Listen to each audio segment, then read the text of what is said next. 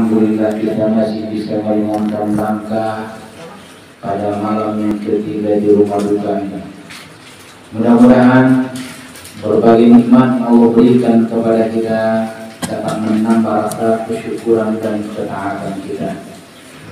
Selawat dan salam kepada baginda Rasulullah Sallallahu Alaihi Wasallam yang telah membawa risalah Islam ini sampai kepada kita.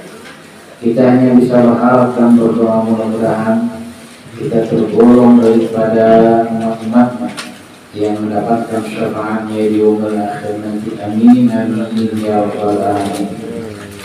Para orang tua kami, bapak-bapak jamaah yang dirahmati oleh Allah, bahwa ujian demi ujian terus diberikan oleh Allah kepada kita, karena Allah mau tahu sejauh manakah kekuatan keimanan kita dengan amal ibadah yang kita lakukan dalam keseharian.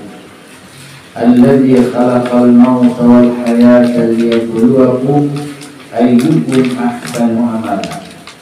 Kami berikan kehidupan, kami berikan kematian. Allah mau tahu ayyukum ahsanu amala, manakah amal ibadah kita yang terbaik. Maka ujian-ujian yang diberikan oleh Allah kita tidak tahu apakah semakin ke depan ujian ini semakin berat atau semakin ringan. Tapi yang mengukur ujian ini hanya nilai-nilai keimanan kita kepada Allah.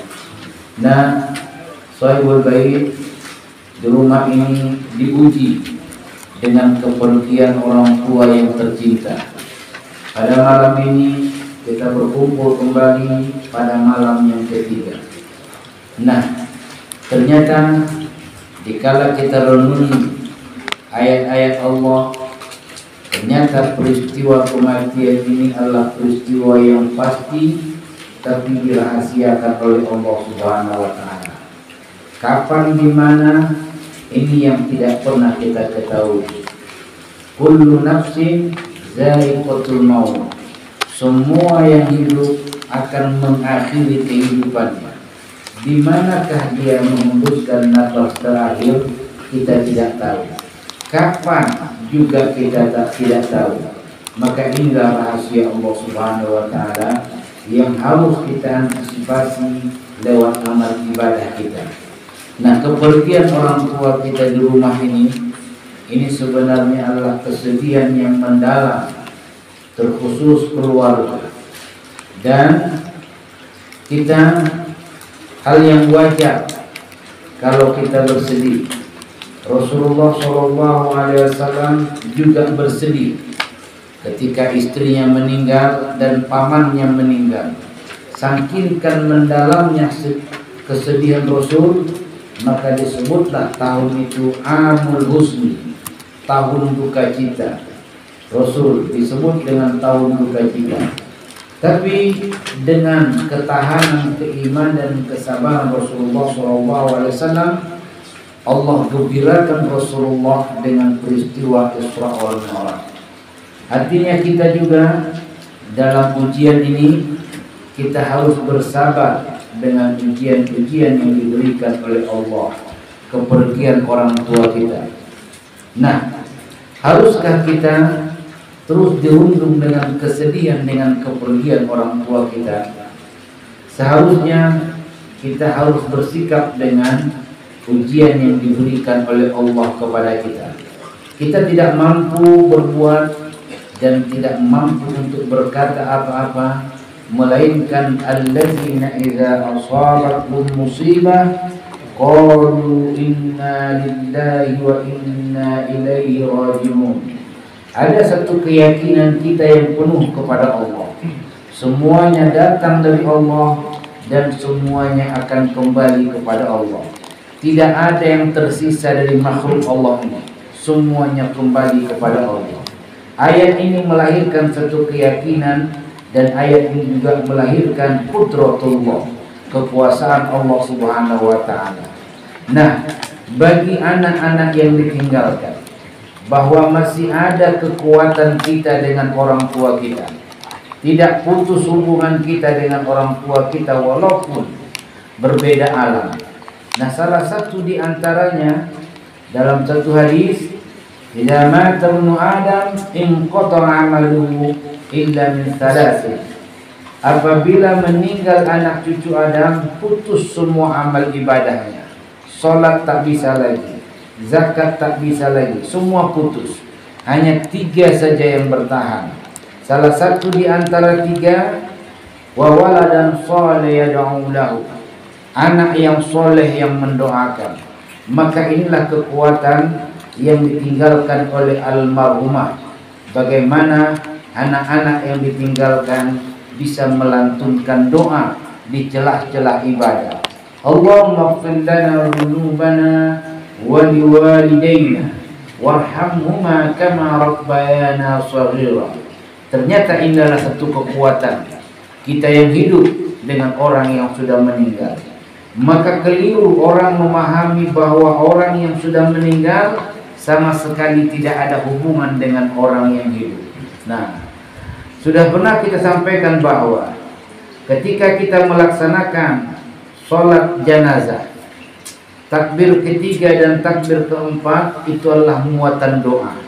Allahumma ighfir laha warhamha wa'afiha wa'fu anha.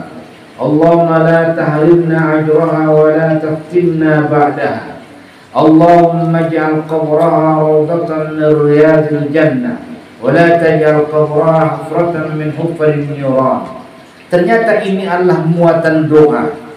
Jadi hubungan kita dengan orang tua kita masih erat lewat doa yang kita lantunkan. Dan bagaimana dengan kita sebagai jemaah, orang yang sebagai tetangga yang dekat? Masihkah ada kekuatan kita? Masih ada kekuatan kita. Ternyata dalam sholat jenazah bukan saja anak kandungnya, kita semuanya kaum muslimin dan muslimat ikut mendoakan. Maka kita satu sama lain ada kekuatan-kekuatan yang tidak bisa terpisahkan. Allahumma ighfiril muslimina wal muslimat wal mu'minina wal mu'minat minal ahya'i wal amwat.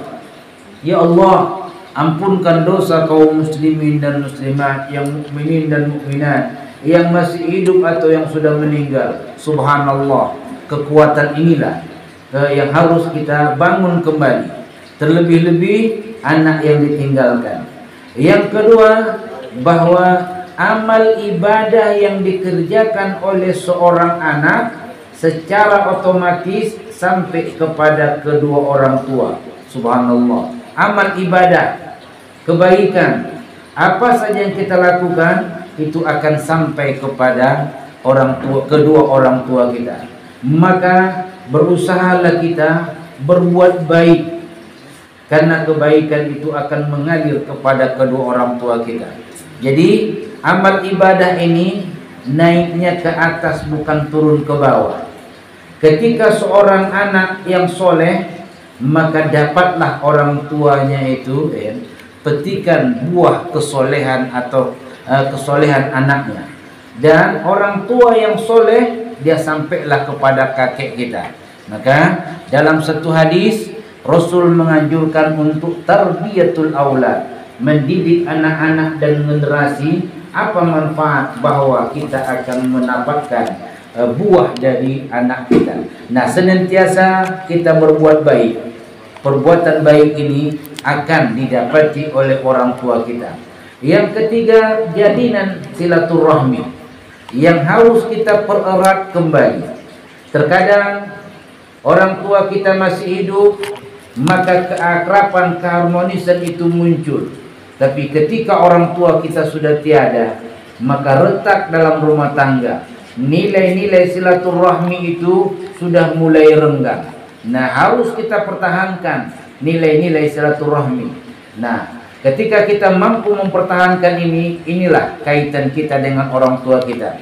Walladzina yasiluna ma amara Allahu bihi an yusala wa yakhshawna rabbahum wa yakhafuna su'al hisab. Bahwa orang-orang yang menjalin hubungan silaturahmi sebagaimana yang diperintahkan oleh Allah, dia jalin kembali nilai silaturahmi karena ada dua alasan. Wa yakhshawna rabbahum, takut kepada Allah. Ketika hidup ada murka, bencana yang diberikan oleh Allah karena terputus nilai silaturahmi. Wa yakhafuna su'al hisab. Takut kita dihisab di yaumil mahsyar dalam keadaan buruk karena terputus nilai silaturahmi. Maka keluarga berkeluarga kita utuhkan kembali nilai silaturahmi. Perkaranya kadang kecil dalam keluarga. Karena orang tua sudah tidak ada, maka akan jadi retak. Nah, ini yang harus kita jaga kembali. Nah, kepergian orang tua kita ini sebenarnya menjadi satu renungan bagi kita, bahwa kematian hal yang pasti dan tidak ada yang bisa mengelak dari kematian ini. Ainama takunu yudrikumul maut walau kuntum fi burujin musyayyadah. Kalau kita mau lari dari kematian ini, berondok di tembok yang sangat kokoh, maka malaikatul maut akan menghampiri kita. Takkan bisa kita lari dari kematian ini. Nah, ini menjadi satu renungan dalam rangka memperkuat amal ibadah kita. Orang terkadang ketika disampaikan bahwa almarhum tutup usia 70 tahun, orang akan bertanya, apa sakitnya? Jantung mendadak. Nah, seolah-olah kematian itu karena jantung. Berapa umurnya? 50 tahun. Ditanya lagi, apa sakitnya? Asam lambung. Nah, berapa umurnya? 30 tahun. Apa sakitnya? Ya, asam urat, macam semuanya. Ini alasan-alasan yang memang masuk akal, tapi namanya alasan manusia. Di balik itu semuanya, ya, ini sudah menjadi ketentuan Allah Subhanahu wa taala. Nah, bahwa fa idza jaa ajaluhum la yasta'khiruna sa'atan wa la yastaqdimun. Kalau sudah tiba saatnya, tidak ada yang bisa menunda tentang umurnya. Tidak ada juga yang bisa mempercepat dengan umur kita ini. Nah, apalagi kalau sekarang nih, ya, kalau ada orang yang meninggal, semua akan diponis dengan corona. Asal meninggal corona, seolah-olah kematian itu dengan corona saja, macam tak ada kematian dengan jalan yang lain. Nah, jadi artinya apa? Kita antisipasi kematian ini dengan nilai-nilai ibadah kita. Siap tak siap, malaikatul maut akan memanggil kita. Nah, ada orang yang sakit karena jantung, ada asam urat, ada diabetes, ya kan? Tapi kalau anak yang lahir, ya, kenapa dia meninggal? Karena minum ketuban. Nah, ada saja alasan yang bisa masuk akal. Tapi di balik itu, ya, itu sudah ketentuan Allah. Ada seorang laki-laki yang berangkat dari rumahnya dan dia permisi kepada istrinya, berpakaian rapi. Dia bilang, berangkat abang ya dek, berangkatlah bang, hati-hati abang di jalan. Nah, beberapa meter dari rumahnya masuk ke dalam lubang deh. Akhirnya pakaian kotor, bajunya pakaiannya kotor, badannya juga kotor. Dia pulang lagi. Ketika pulang, kaget istrinya. Iya, kenapa bang? Jatuh abang di lubang tuh deh. Iya, kalau gitu digantilah baju, ya, bersihkan badannya. Seraya istrinya membuatkan 1 gelas susu. Nah, setelah bersih pakaiannya, dia nak berangkat. Apa kata istrinya? Sebelum abang berangkat, minumlah dulu segelas susu yang sudah saya buat itu. Setelah diminum, berangkat lagi dia. Beberapa meter kemudian jatuh di lubang yang sama, mati langsung. Nah, jadi pertanyaan kita, kenapa jatuh yang pertama tadi nggak meninggal, jatuh yang kedua meninggal? Karena ada rezekinya segelas susu yang belum habis. Jadi kenapa orang meninggal? Karena jatah dan rezekinya sudah habis. Nah, disitulah kalau kajian tentang akidahnya. Nah, jadi orang pergi memang sudah rezeki. Kita ketika masih berada di alam kandungan, nah, berjumlah 120 hari, lebih kurang 4 bulan. Nah, 40 hari pertama nutfah, 40 hari kedua alaqah, 40 hari ketiga mudghah. Setelah jumlahnya 120, yunfakhu fihi ruh, ditiupkan ruh. Ketika ditiupkan ruh, Allah berdialog langsung. Alastu bi rabbikum? Qalu bala syahidna. Kau ngaku apa enggak saya ini adalah sang pencipta? Semua manusia yang berada di alam kandungan dengan kalimat yang sama diucapkan, qalu bala syahidna, benar ya Allah. Nah, apapun agamanya setelah dilahirkan, mengakui. Nah, di situ ditetapkan yang pertama rizquhu, rizki, ajaluhu, batas akhir hidup, sa'idun aw saqiyun, susah dan senang. Empat ini ditentukan oleh Allah. Nah, jadi kalau rezeki sudah habis, ya, berarti ajal juga. Semua akan beriringan. Nah, jadi kita antisipasi kematian dengan nilai-nilai ibadah, pendekatan diri kita kepada Allah. Dan begitu juga dengan kondisi sekarang ini, PPKM ini, dan informasi yang kita dapati juga, kadang-kadang membuat kita semakin gelisah dalam hidup ini. Semakin cemas kita terakhirnya. Nah, apa kata Ibnu Sina? Al-wahmu nisfudda. Kegelisahan itu setengah dari penyakit. Kegelisahan setengah dari penyakit. Kalau udah sakit, tambah gelisah, udahlah. Udah susah untuk mengobatinya. Nah, wal itmi'nanu nisfud dawa. Ketenangan setengah dari kesembuhan. Ketenangan setengah dari kesembuhan. As-sabru bidayatus safa. Kesabaran awal dari pemulihan semuanya. Jadi kita tenangkan jiwa kita. Nah, kalau ada orang yang terkena penyakit, maka sikap pertama, hilangkan rasa cemas, rasa takut, gelisah. Karena penyakit yang paling mengerikan dalam Al-Quran digambarkan, walanabluwannakum bisyai'im minal khauf. Rasa takut, cemas, gelisah, khawatir. Takut gimana nanti ya? Anak saya makan apa? Nah, gelisah nanti. Gimana nanti ya? Kalau begini, akhirnya mati. Ketakutan. Nah, jadi dalam kondisi cemas begini, mendekat diri kita kepada Allah. Semakin mendekat kita ke masjid. Semakin mendekat kita dengan Al-Quran. Semakin mendekat kita dengan bangun malam. Maka harus ada keseimbangan dalam kondisi sekarang ini. Ada himbauan dari medis dengan protokoler kesehatan, prokes. Nah, kita ikuti. Nah, pakai masker, cuci tangan, jaga jarak, kita ikuti. Tapi ikuti juga aturan syariat. Aturan syariat. Penyakit ini tidak akan dicabut oleh Allah kalau kita tidak mau mendekatkan diri kepada Allah. Penyakit, kegelisahan, kematian itu miliknya Allah. Liman yasha, kepada siapa Allah berikan, terserah. Nah, jadi pemiliknya, kita mendekat kepada pemiliknya. Dalam kondisi seperti ini, menseimbangkan himbauan medis dengan himbauan syariat. Bukan semakin menjauh. Maka mendekat diri kita, bangun kita malam hari. Bermunajat kita, ya Allah, jauhkan kami dan keluarga dari bala dan musibah, ya Allah.